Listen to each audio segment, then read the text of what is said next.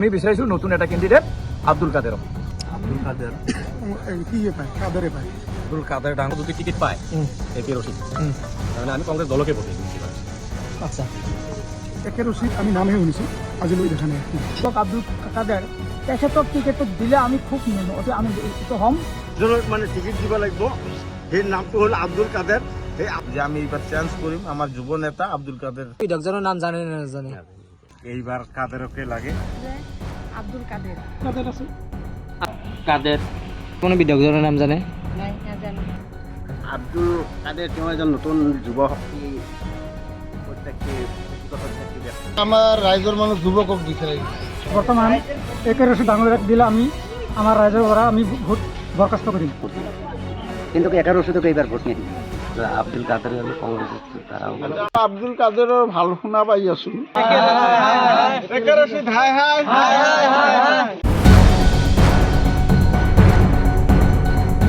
সমাগত বিধানসভা নিৰ্বাচন মাজত আৰু কেইটামান বাকী। এতিয়াৰ পৰা নিৰ্বাচনী যি নিৰ্বাচনী বঁটা সমান্তৰালকৈ লাগি আছে। আমি বৰ্তমান আছোঁ পূব গোৱালপাৰা সমষ্টিত। পূব গোৱালপাৰা সমষ্টিৰ প্ৰাৰ্থিত্বত ধৰিছে বহুকেইজন কংগ্ৰেছৰ নেতা বা শাসকৰ হওক বা বিৰোধীৰে হওক। কিন্তু বৰ্তমানৰ যিজন আছে সেইজন হৈছে কংগ্ৰেছৰ একে ৰশিদ আলম। মই তেখেতৰ সমষ্টিতে আছোঁ। মই বুজিম যে তেখেতৰ সমষ্টিত কেনেকুৱা চৰ্চা চলিছে নিৰ্বাচনক লৈ পেলাই। যিহেতু দাদা মই আপোনাৰ ওচৰলৈ আহিছোঁ, যিহেতু সমাগত নিৰ্বাচন কেনেকুৱা চলি আছে কুচকাৱাজ এতিয়া? এতিয়া চাওক, আমিতো আগৰ পৰা কংগ্ৰেছৰে মানুহ হা, আমি আগৰ পৰা কংগ্ৰেছকে ভোট দিওঁ। কিন্তু এইবাৰ অলপ বেলেগ ধৰণৰ হ'ব। কংগ্ৰেছৰ টিকিট আগৰ যিজন MLA আছে একে ৰশিদ, তেওঁ যদি পায় তেনেহ'লে কংগ্ৰেছ আমাৰ এইফালে মানুহ আৰু কংগ্ৰেছত নাথাকে। মই এটাই অনুৰোধ জনাব খোজোঁ গৌৰৱ ছাৰক, যাতে টিকিটবিলাক এইবাৰ অলপ ভালদৰে চাই চিতি দিয়ে। আমাৰ পূব সমষ্টিটোৰ কথা কৈছোঁ মই, গোৱালপাৰা পূব সমষ্টি। কাৰণ গোৱালপাৰা পূব সমষ্টিৰ মানুহে এইবাৰ মানে নতুন প্ৰজন্ম বিচাৰি আছে। যদি আমাৰ গোৱালপাৰা পূব সমষ্টিখন মানে কংগ্ৰেছে ৰাখিব বিচাৰে তেনেহ'লে যাতে গৌৰৱ গগৈ ছাৰে টিকিটবিলাক অলপ তাতে চাই চিতি ভালদৰে দিয়ে। যদি একে ৰশিদ আলমক পুনৰবাৰ দিয়া হয় তেন্তে একে ৰশিদ আলমক টিকিট দিলে আমাৰ এইবিলাক মানুহ ভোট নিদিয়ে এইবাৰ। তাৰমানে যদি কংগ্ৰেছৰ টিকিট আকৌ একে ৰশিদ আলমকে দিয়ে তেনেহ'লে হয়তো আমাৰ মানুহবিলাকে বেলেগ চিন্তা চৰ্চা কৰিব। AGP BJP আছে, UDF আছে, কিন্তু একে ৰশিদ আলমক ভোট নিদিয়ে। চাওক, একে ৰশিদ আলমক আমাক নালাগে হা। একে ৰশিদ আলম আমাৰ এইফালে আহিলে এইবাৰ পহু খেলা খাব। তাৰমানে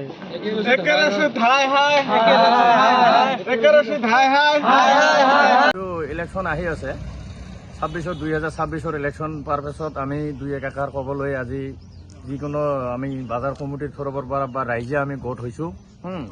হৈ একত্ৰিত হৈ আমি যিটো আগৰ MLA আছিল সেইটো MLAক আমি এতিয়া মানে ৰাইজে ভাল নোপোৱা হৈ গৈছোঁ। আমাৰ এই ঠাইখিনিত চেঁচাপানী ইমান এটা বিশাল ঠাই, জন্মগত জেগা আমাৰ, আমি আজিক লাগি এই MLAখনক আমি এই এৰিয়াখিনিত দেখা নাপালোঁ।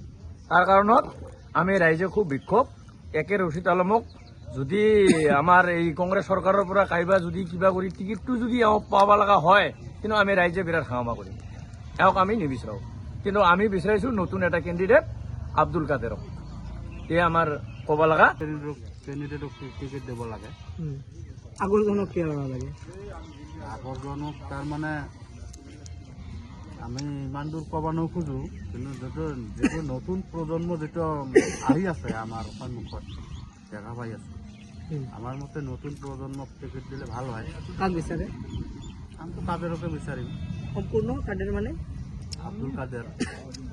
ছাৰক অনুৰোধ কৰিছোঁ, দয়া কৰি যেন টিকিটটো আমাৰ সিয়ে পায়, কাদেৰে পায়। এইখিনি ক'ব লগা আমাৰ 14 নং গোৱালপাৰা পূব সমষ্টিত এইবাৰ ভাৰতীয় জাতীয় কংগ্ৰেছ দল খুবেই জোৰদাৰ দেখা গৈছে। ইয়াত আমি আমাৰ নতুন মুখ সন্মানীয় আব্দুল কাদেৰ ডাঙৰীয়াক খুবেই চৰ্চাত দেখিছোঁ। ৰাইজেও খুবেই ভাল পাইছে।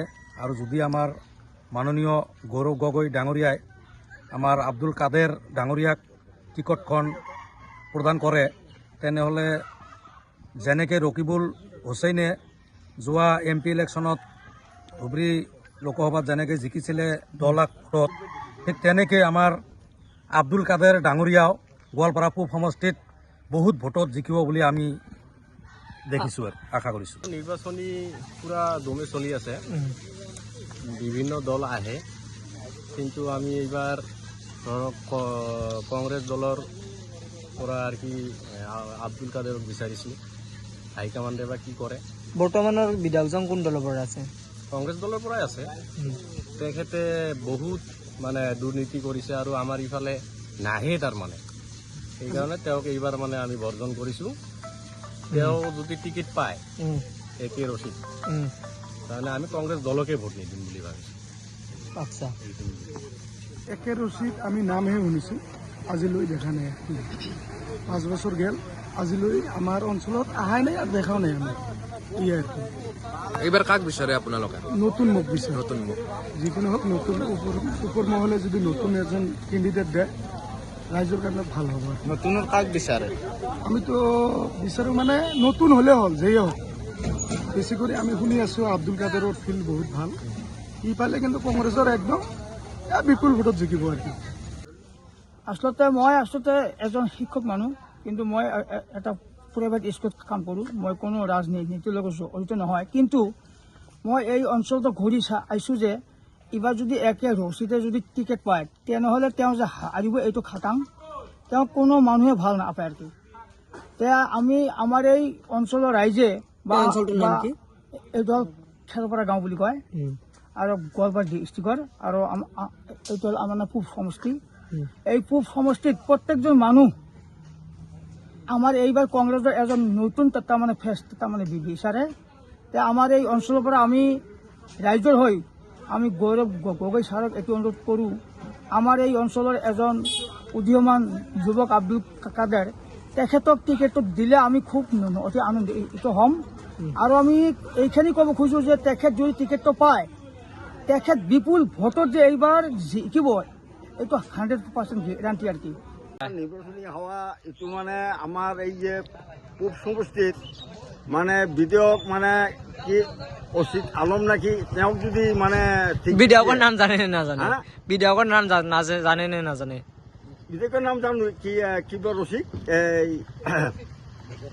একে ৰচিদ, তেওঁক যদি মানে টিকেট দিয়ে তেনেহ'লে আমাৰ ইফালৰ মানুহ ভোট নিদিয়ে।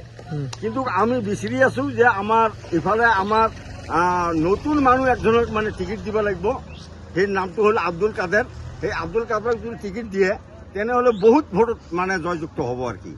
এইটো মানে মই আশা কৰিছোঁ। এই যে ৰাস্তা ঘাটগিলা কিমান MLA ক ভোট দিছোঁ, কোনোদিন এই ৰাস্তা ঘাটৰ কাম কোনো জীৱনত হোৱা নাই, কিন্তু এইবাৰ মানে আমি আব্দুল কাদেৰক ভোট দিলে ৰাইজে খুব মানে সন্তুষ্ট হ'ব আৰু কি।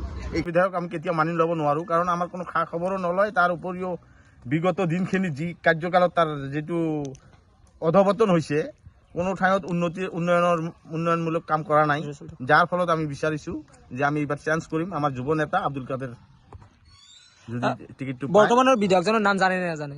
আমি জানি কংগ্ৰেছ দলৰ বৰ্তমানৰ বিধায়কজনৰ নাম জানে নে নাজানে? লাগিছে এবাৰ আগৰ MLA তো আহে নাই, চিনিয়ে নাপাওঁ। কাদেৰ হলে ভালো হয়। বহুত ৰাইজৰ ক্ষোভ দেখা পাইছো, সকলোৱে এটাই কৈছে। ৰাস্তা ঘাট একো হোৱা নাই আমাৰ এইফালে, ৰাস্তা ঘাট বৰষুণ পৰিলে যাবৰে নোৱাৰে। কাদেৰ MLA হলে ভাল হ'ব আমাৰ গাঁৱৰে মানুহ। এইখিনি ঠাইৰ নাম কি? জিয়াগুৰি হয়। কাক বিচাৰে এইবাৰ? এবাৰ কাদৰকে বিচাৰে হৈছি আমি। সম্পূৰ্ণ নামটো কি? কাদেৰ মানে কোন? আব্দুল কাদেৰ। আব্দুল কাদেৰ। তেখেত কিয় সমষ্টিৰ কাৰণে ভাল কাম কৰিব বুলি ভাল কাম কৰিব আমাৰ এই সমষ্টি। কি ক'ব? ৰাস্তা ঘাট নেতৃত্ববৰ্গক কি ক'ব? কাদেৰ হলে ভালো হ'ব আৰ আগেৰ MLA চিনিয়ে নাপাওঁ আমি ভাল কৰি। আগৰজনক যদি টিকেট প্ৰদান কৰে আপোনালোক ভোট দিব নে নিদিয়ে? আমি আগেৰ জন্য ভোট নিদিওঁ। আমাৰ আগৰ পৰাই খুবেই প্ৰভাৱ, কিন্তু আমাক এইবাৰ কাদেৰকে লাগে। বেলেগ আমি চিনিয়ে নাপাওঁ, আমাৰ ইয়াতে নাহে, যদি আগে পিছে হৈছিল। বৰ্তমানৰ বিধায়কজনৰ নাম জানে নে নাজানে? নাজানো মই, নাজানো মানে নাহে আমাৰ ইয়াতে, মই কেনেকে জানিম? সমষ্টিৰ উন্নয়ন, সমষ্টিৰ উন্নয়নটো একেবাৰে নাই। আপোনালোকে তো চাইছে, নিজে আহিছে, ৰাস্তা ঘাট হাবি জাবি চাই আছে না। আমাক চিকিৎসা কেনেকুৱা সমস্যা আছে? চিকিৎসাও আমাৰ বহুত প্ৰব্লেম হয়। এটা ডেলিভাৰী হ'লে মই গাড়ীয়ে নাপাম ল'বলৈ, ৰাস্তাৰ কাৰণত অভাৱ মোৰ। সেইকাৰণে মোক কাদেৰকে লাগে এইবাৰ। চৰকাৰৰ পৰা মোৰ অনুৰোধ, টিকেটখন কাদেৰক দিব লাগে। আমি কাদেৰৰ যথেষ্ট ভাল ফিল, কাদেৰে MLA হ'ব যে নিশ্চিত, এতে ক'বলগীয়া একোৱেই নাই। আপোনাৰ নামটো কি? মোৰ নাম ওচমান গনি। বৰ্তমানৰ বিধায়কজনৰ নাম জানেনে? এইবাৰ বৰ্তমান মই বিচাৰোঁ যে আব্দুল কাদেৰ। বৰ্তমানৰ বিধায়কজনৰ নামে নাজানে? সমষ্টিত সিমান এটা চৰ্চাত নাথাকে নেকি? হাৱাটো মোটামুটি ভালে চলিছে। কাক বিচাৰে এইবাৰ? এইটো কংগ্ৰেছ দলৰ হেৰি দলৰ নেতৃত্বত আছে নেকি? দলৰ নেতৃত্ব আছে, কিহত আছে? Ward president.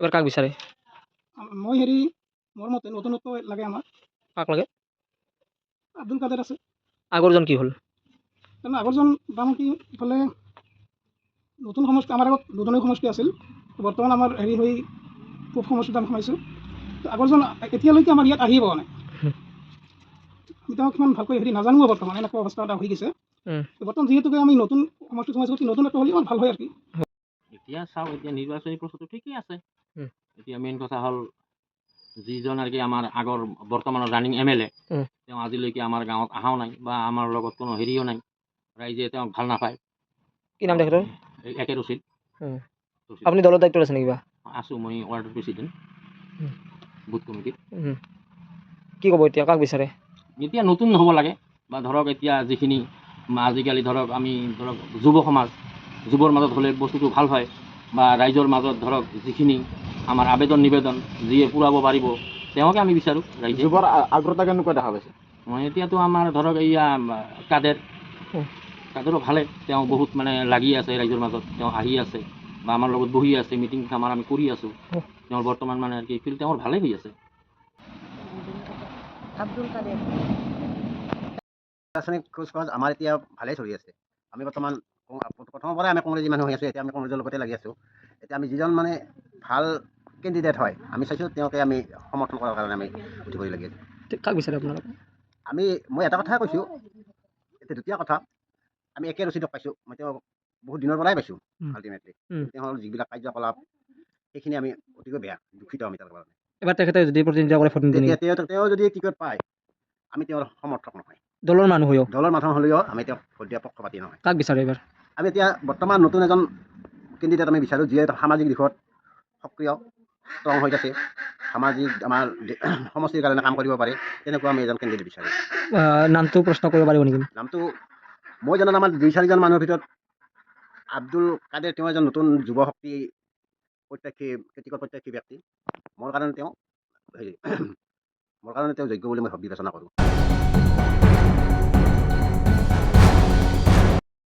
নিৰ্বাচনটো আমি বহুত চালোঁ আজি 24 গেল মই দেখা পালোঁ ইয়াত কি কৰিছে একে ৰচিদে মাছ কিমান ইয়াত কি কৰিছে ইয়াত এই মাছ বেছি কৰি আছে মাছৰ বেপাৰ কৰে আপুনি মাছৰ বেপাৰ কৰোঁ কেনেকুৱা চলি আছে চলে আৰু মালিকে দিলে যেনেকৈ চলে সেনেকৈ চলে আৰু আচ্ছা এইবাৰ নিৰ্বাচনী কেনেকুৱা চলিছে আপোনাৰ ব্যৱসায় নিৰ্বাচন আমাৰ এইফালে আমাৰ কালপানী চান্দামাৰী জিপিত একে ৰচিদক নিবিচাৰে একে ৰচিদক যদিলে এইবাৰ কংগ্ৰেছৰ পৰা টিকিট দিয়া হয় তেনেহ'লে মৰা মানুহ নিচিনা শোষণত যাব কংগ্ৰেছ আৰু নাথাকে এইবাৰ আমাৰ ৰাইজৰ মানুহ যুৱকক বিচাৰি আছে যুৱকহে বিচাৰি আছে আমাৰ একে ৰচিদ ডাঙৰীয়া টিকিট দিলে কাম নহ'ব আমাৰ আব্দুল কাদেৰকহে বিচাৰি আছে আব্দুল কাদেৰ আমাৰ ৰাইজৰ মাজত আজি বহুদিনৰ পৰা মানে সেই চৰকাৰী কোনো প্ৰতিনিধি হোৱা নাই কিন্তু ৰাইজৰ ফালৰ পৰা এনে ৰাইজক বহুত উপকাৰ কৰে ৰাইজক সহায় কৰে সেইকাৰণে ৰাইজে আব্দুল কাদেৰকহে বিচাৰি আছে